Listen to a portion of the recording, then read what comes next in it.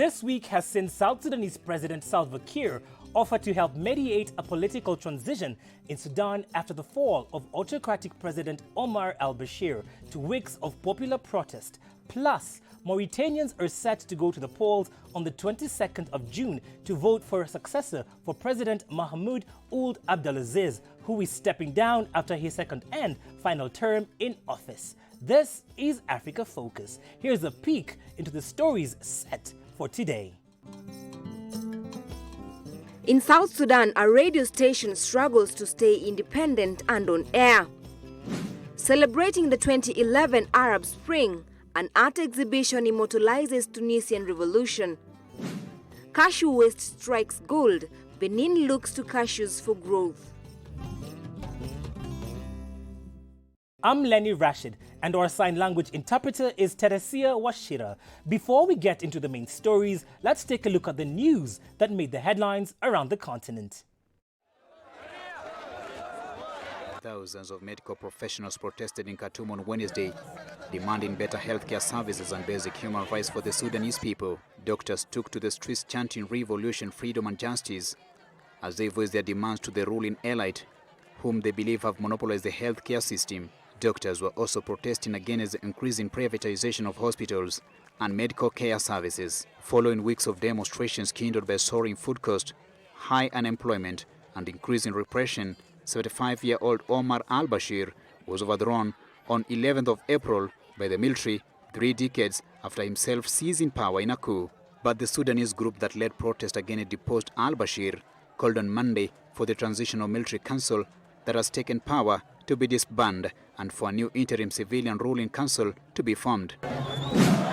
Demonstrators scuffled with security forces on Tuesday in Algiers as the head of the army warned time is running out after weeks of anti-government protests. Thousands of demonstrators marched through the streets of Algiers and in cities across the country, calling for radical change in the 8th week of mass protests. Lieutenant General Hamed Khaled Salah's remarks were the strongest indication yet that the military, which has said it supports a transition period after the 2nd of April resignation of President Abdelaziz Bouteflika, is losing patience. State news agency has indicated that earlier on Tuesday, the chairman of Algeria's Constitutional Council, Tayyip Belaïz, quit his post. That followed calls for his resignation by protesters who say he is part of a ruling elite they want abolished. Bouteflika's departure failed to placate many Algerians who want to topple the old guard and its associates. A Kenyan family has filed a lawsuit in Chicago against American aviation giant Boeing over 10th of March Ethiopian airline crash that killed 157 people. Lawyers and family members have indicated. Siblings of 29-year-old engineer George Kabau said they wanted to force the company to release documents and emails relating to its 737 MAX 8 model, which was grounded worldwide after 2 major planes crashed in Ethiopia and Indonesia. Boeing, which has previously declined to comment on individual lawsuits and directed inquiries about the crash to investigating authorities, had no immediate comment on the latest case. Kenya had the largest number of citizens on the flight from Addis Ababa to Nairobi. At least 32 Kenyans were on board, the airline said at the time, although the number may be larger because some of the travelers were dual nationals and the full manifest has still not been released. Zambia's mining giant Lumwana mine is projecting an annual copper production of 107,000 tons of copper, up from 101,000 tons produced last year. Lumwana mine is owned by a Canadian firm, Barrick Gold, which earlier in the year completed a merger with South African firm Randgold. Copper mining is a major economic activity in the nation. Zambia is the second largest producer of copper in Africa after the Democratic Republic of Congo overtook Zambia in 2013 with annual production of about 942,000 tons. Zambia's annual production was between 900,000 to 915,000 tons in 2013. In 2014, production fell to 708,000 tons. Production was projected to hit 1.5 billion tons by 2018 due to new projects being implemented to boost the sector. Former President of South Africa Jacob Zuma campaigned for the ruling party ANC in Shakaskral in the east of South Africa. Although Zuma is not standing, he he's lending his support to the African National Congress campaign to persuade an electorate of 27 million to back the ANC once more in the 8th of May general elections. The party holds 249 or 62% of the 400 seats in the national parliament, its poorest showing in 5 successive elections. At its height in 2004, the ANC got nearly 70% of the vote. Polls suggest it will dip to an unprecedented low of 61% in parliamentary vote, still far ahead of its nearest competitor, the opposition Democratic Alliance, which holds less than a quarter of the seats. The ANC is embroiled in numerous corruption scandals, with high-profile figures accused of lining their pockets, even as millions of ordinary citizens battle to make ends meet. The country of 57 million people has seen widespread service delivery protest in recent years.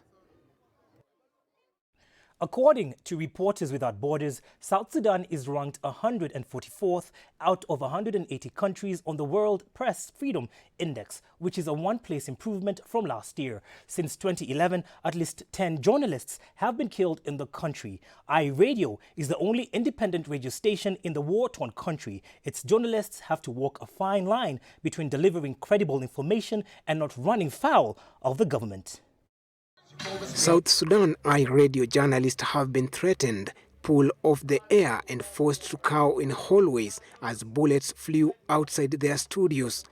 The only independent radio station in the war-wrecked country has to walk a fine line between delivering credible information and not running foul of the government. The radio station began broadcasting in the years leading up to the South Sudan's independence in 2011.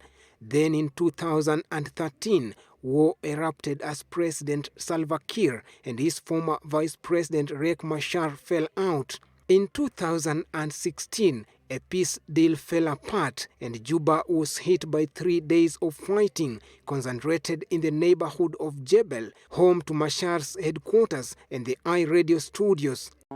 This issue to do with censorship also.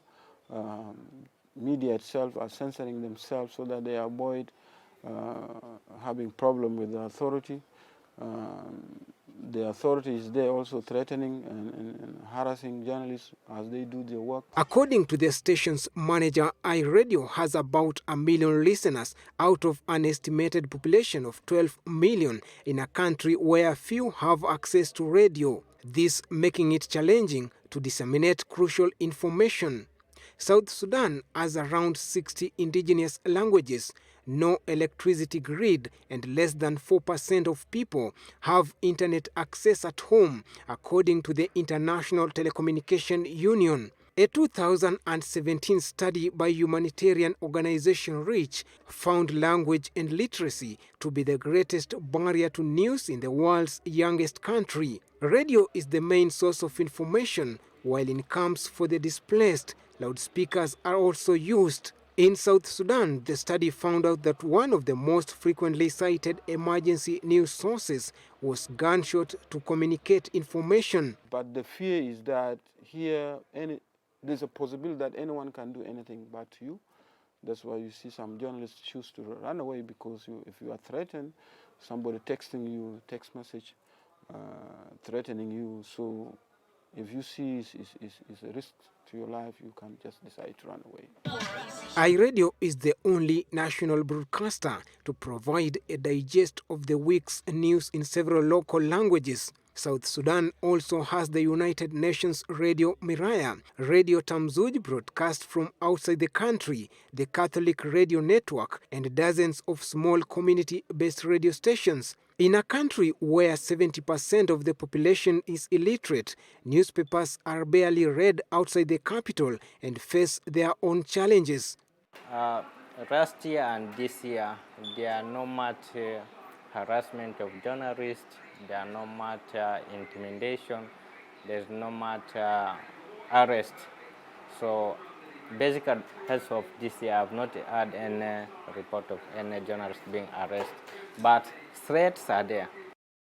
In 2016, iRadio was briefly pulled off the air after playing a 30-second clip of Machar speaking.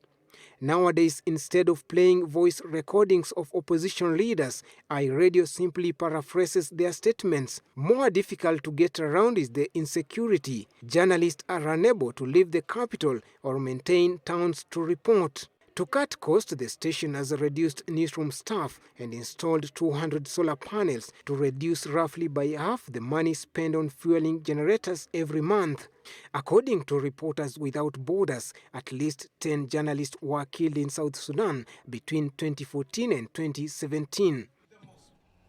In 2011, protesters took to the streets of various Tunisian towns to demonstrate against their former leader, President Ben Ali, who had ruled the country for 22 years. Ben Ali would be among the first leaders deposed as the Arab Spring took off. And now, dramatic mobile phone footage, first-hand accounts on social media, and other digital content, often made by protesters dodging censorship, have helped immortalize Tunisia's 2011 revolution in a new exhibition. With videos of angry protesters in clouds of tear gas and an audio recording ending with the cry, Ben Ali has fled, the 29-day uprising that toppled longtime dictator Zine El Abidine Ben Ali in what is known as one of the first Facebook revolutions. Work, freedom and dignity, the slogans that were to trigger uprising across the Arab world, meet visitors to the famed Bardo Museum in Tunis on an audio recording of protesters shouting. Telling this story is very important because we went through certain periods. And this is like a flashback. We go back to the past and it's like reliving those moments. I am not the same age as I was during the revolution. Back then, I wasn't aware of what was going on as I am now. Nearby, a TV plays an interview with the mother of Mohamed Bouazizi, filmed the day the young street vendor set himself alight in the town of Sidi Bouzid in December 2010. His death sparked riots in protest at unemployment and the cost of living. His mother's interview was broadcast by foreign satellite channels, adding momentum to the demonstrations, which eventually forced Ben Ali to flee with his family to Saudi Arabia on January 14, 2011. We saw that many of the documents that made the revolution, that generated news during these 29 days, have disappeared from the web. So for us, it was important to keep them and to look for these documents, and also to think about how to curate these new types of documents in the future. One visitor to the Before the 14th exhibition, 22-year-old student Hassan Tahri, was in high school when the uprising broke out. The creators of the exhibition aim to bring together a digital record of the days leading up to Ben Ali's fall. The exhibition Tunisian Instant is important. Why? So that young people like me, and even younger people who do not remember the details of the revolution, know what happened. A storm of images and videos posted online were instrumental in turning a street vendor's death into a full-blown uprising. But many were only saved as posts on social media. That worried activists and researchers who fear that the online historical record was starting to be deleted.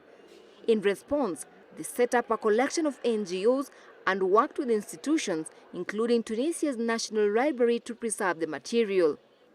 They brought together photos, videos, blog posts, poems, statements, and even Facebook statuses, along with information on their locations, dates, and the people who posted them. This exhibition will last for 2 months and a half. We hope that it will contribute to show that the revolution was an extremely positive and liberating event, even if there were difficulties afterwards. Today we encounter political and economic difficulties, and these might overshadow this great political explosion.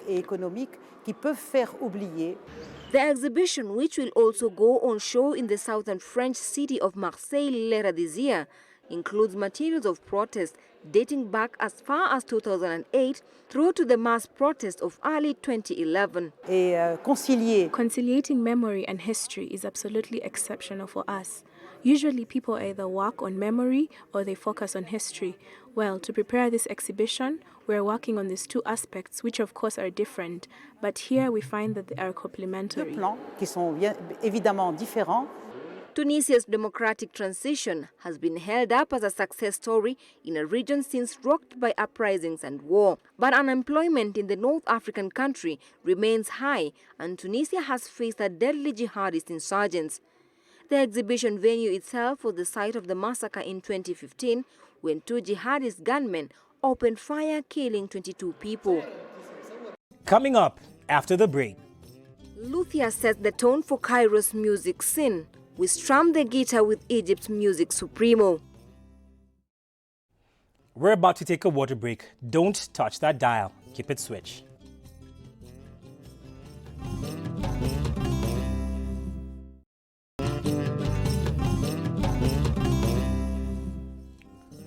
Welcome back to Africa Focus. In case you just joined us, today's sign language interpreter is Teresia Washira. Now, Benin is Africa's main cashew nut producers. In the last 2 seasons, the tiny West African country has seen a total haul of about 100,000 tons. But while the raw product has typically been exported for sale on a competitive market dominated by India, Benin has now begun local processing. The Fludor factory has added another string to its bow by manufacturing cashew nut shells, liquid made from byproduct of the hard outer layer, which can be used in industrial products. The back and forth of lorries and pickup trucks covered with tarpaulin never stops at the Fludo factory in Zobodome, 2 hours drive by road from Benin's commercial hub, Cotonou. Cashew season started in earnest in March, and tons of the distinctive red-yellow apples containing the popular kidney-shaped nut arrive in Hessian sacks. A competitive global cashew market is dominated by India, with 25% of 2.2 million tons of world production. Yet the tiny West African country of Benin is one of the main producers on the continent, with 100,000 tons harvested over the last 2 seasons. As the country is a major and very significant producer of cashew nuts, with more than 100,000 tons, we have set up a factory here in Kana, where the oil mill is already located, a factory that shells cashew nuts. But like the rest of Africa's cashew producers like Ivory Coast, Nigeria, Guinea-Bissau, Benin exports the vast majority of nuts in raw form to India, leading to considerable loss. When processed, the value soars from $5,300 per ton to about $9,000 per ton. This is according to the agriculture statistics firm Plantenscope. President Patrice Talon, elected in 2016, has made boosting the agricultural sector, and particularly cashew production, an economic priority. Growing local production is now seen as the path to allowing the country to profit even further.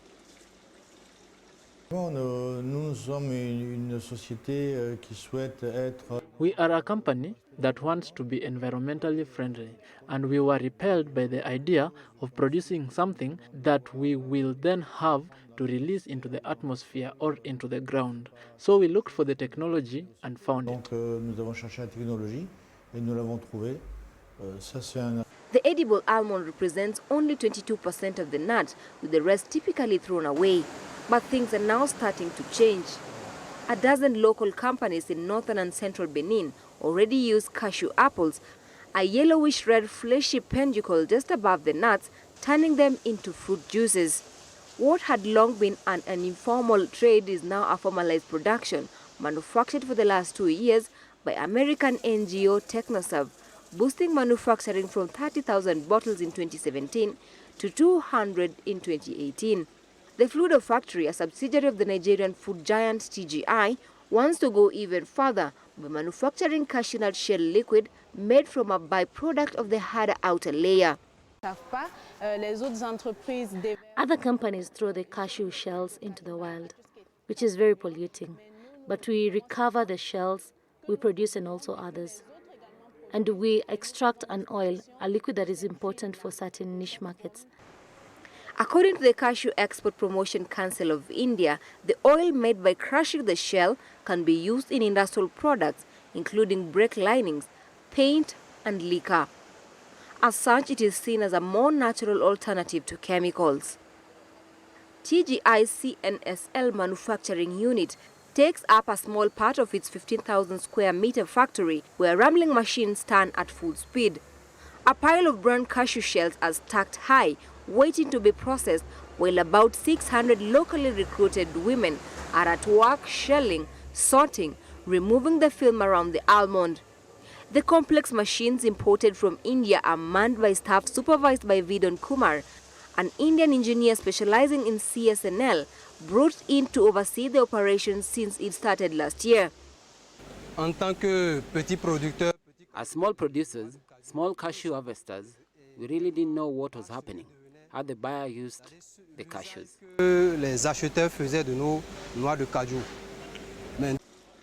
The plant intends to generalize this multi-transformation of the agricultural product, but to do so, you have to change mentalities to the first level of the chain.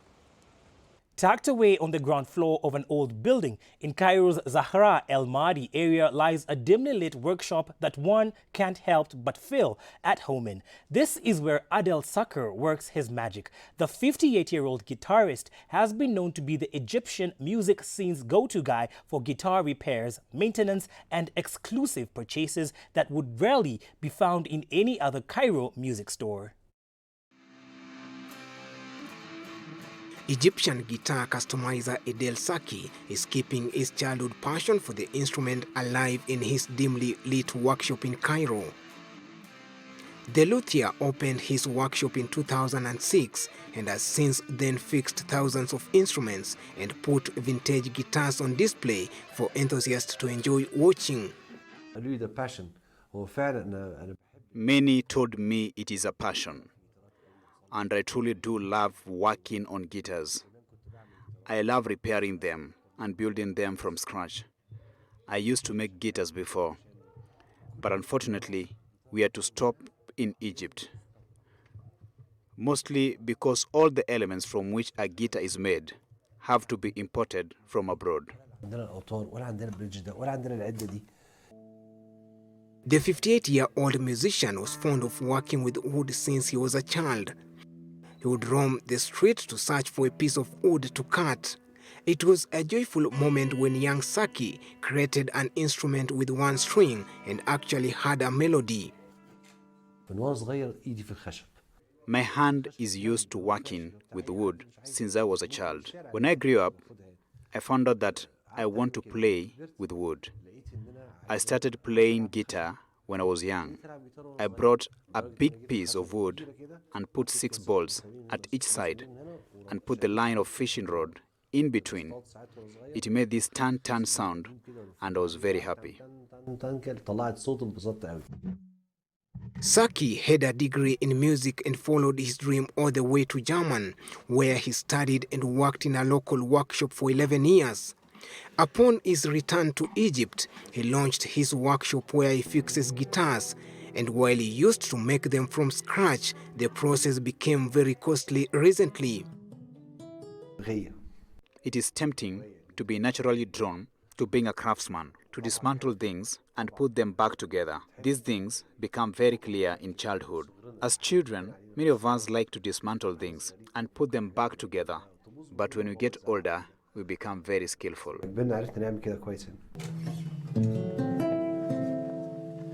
Saki repairs nearly 150 guitars per month, and his list of customers features names of leading stars of the musical scene, including one of the country's leading band, Kairoki.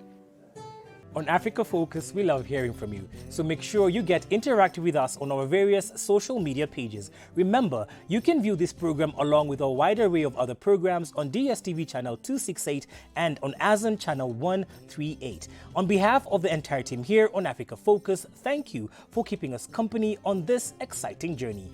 Enjoy the rest of your viewing.